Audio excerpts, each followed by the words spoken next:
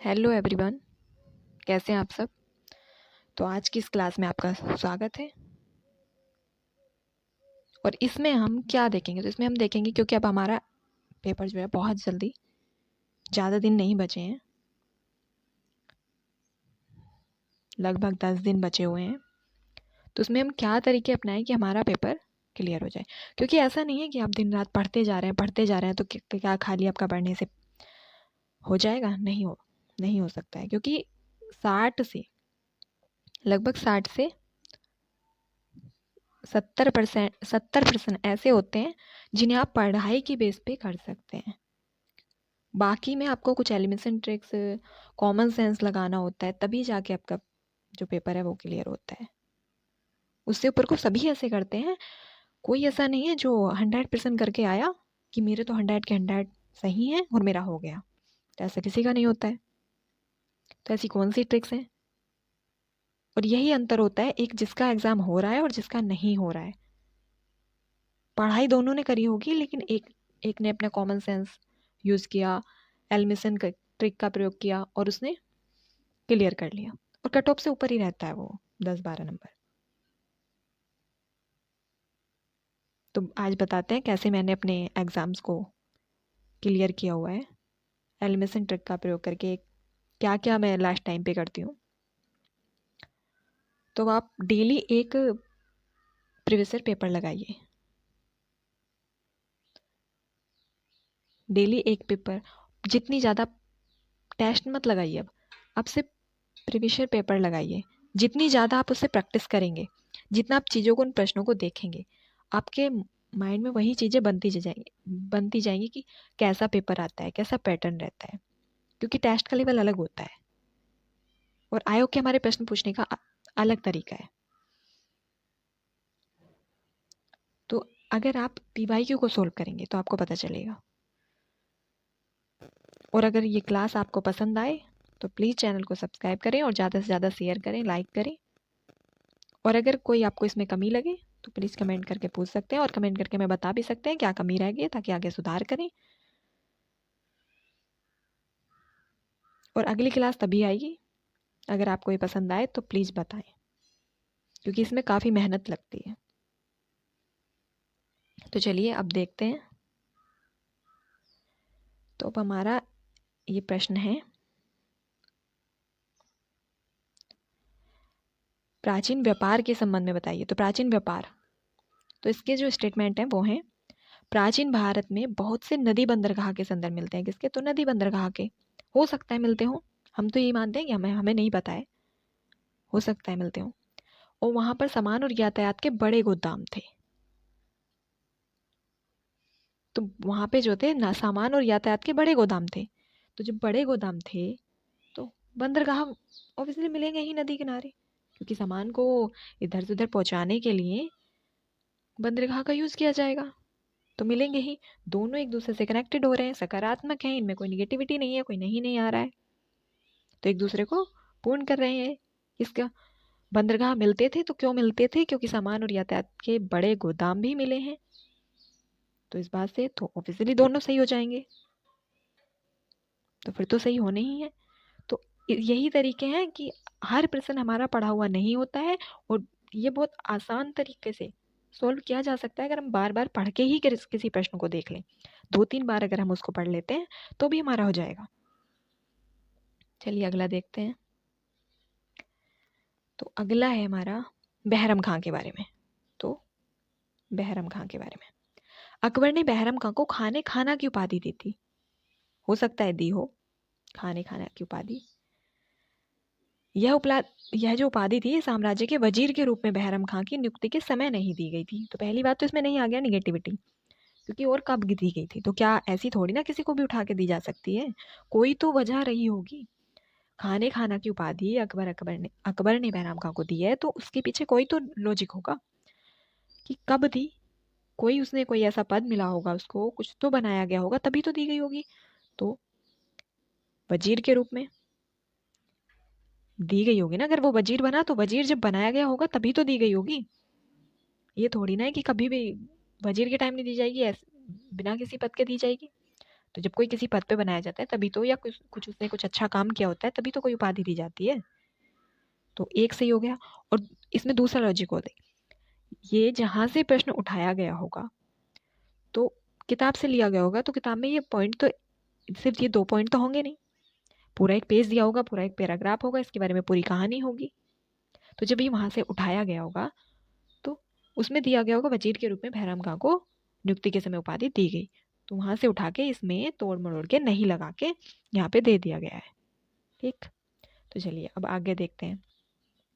तो जिनमें ज्यादातर निगेटिविटी आ रही है, नहीं शब्द आ रहा है, तो वो अधिकांश से होता है कि अधिकांश से वो गलत होते हैं, यानी कि सभी गलत हो गए लेकिन अधिकांश से गलत होते हैं। 80% 85% में यही होता है कि वो गलत हों।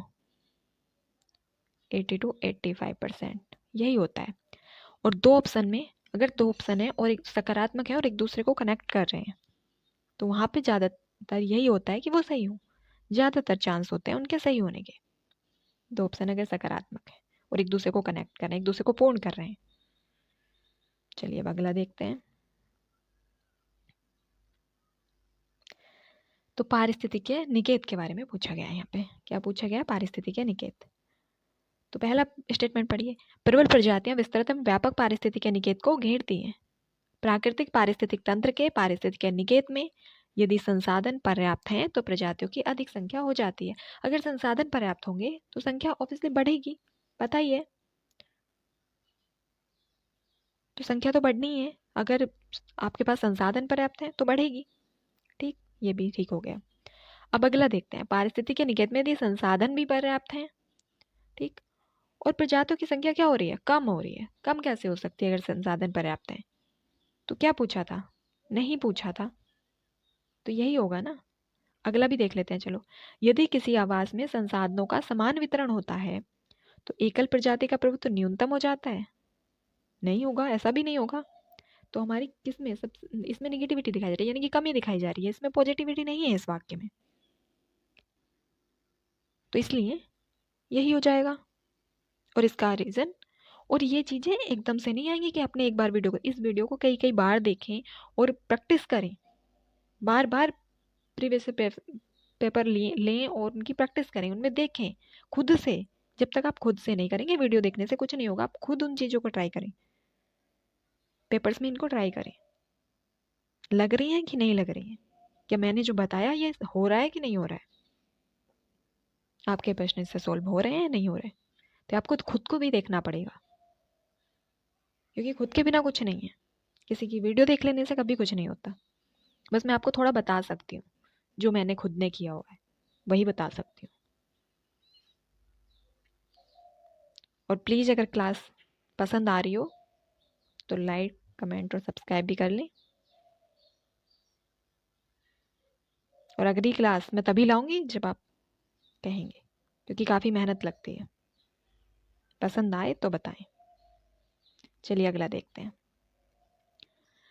तो इसमें जो दो स्टेटमेंट दिए हुए हैं, वैज्ञानिक जांच व्यवहारिक आदर्शों के प्रति प्रतिबद्धता पर निर्भर करती है। तो वैज्ञानिक जांच जो है वो व्यवहारिक आदर्शों के प्रति प्रतिबद्धता पर निर्भर करती है, हो सकता है। अब दूसरा देखते हैं, विज्ञान में ईमानदारी विशेष रूप से महत्वपूर्ण है। ईमानदारी तो विज्ञान में ही क्या, हर क्षेत्र में ईमानदारी महत्वपूर्ण है।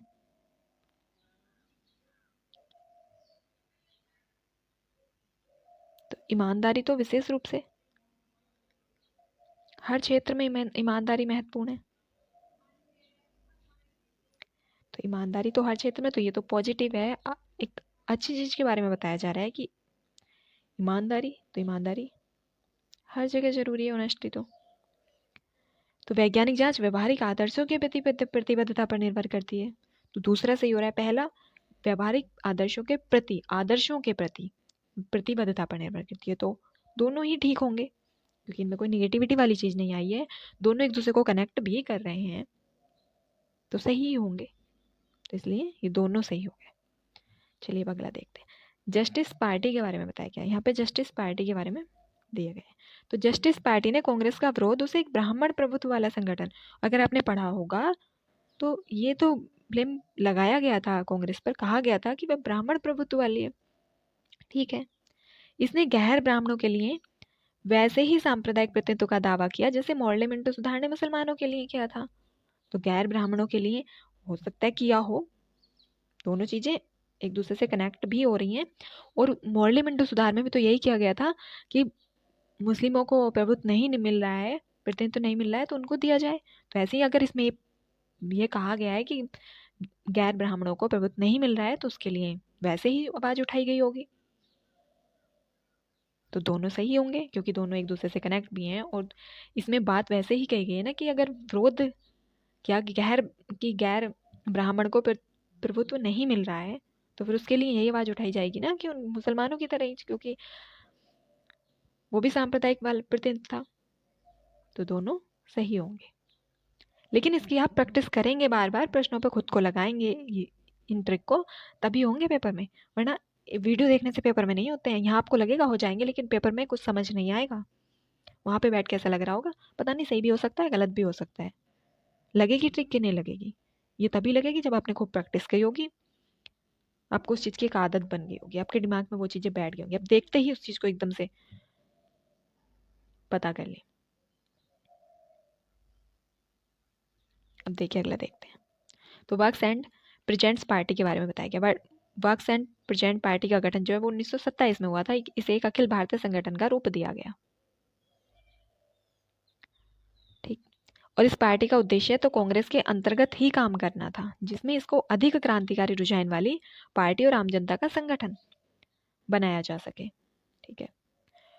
तो इसमें पहले तो आप देखिए, डाटा वाली चीजें जिनमें डाटा दिया हो वो अधिकांश से गलत होती हैं।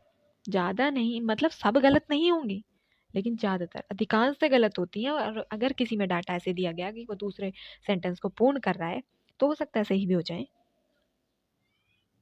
लेकिन ज्यादातर अगर कहीं पे कुछ ऐसी चीज पूछ ली कि किसी संगठन के बारे में पूछ लिया गया है, किसी संगठन क्या और किसी डाटा को दे दिया गया है, तो वो गलत होता है।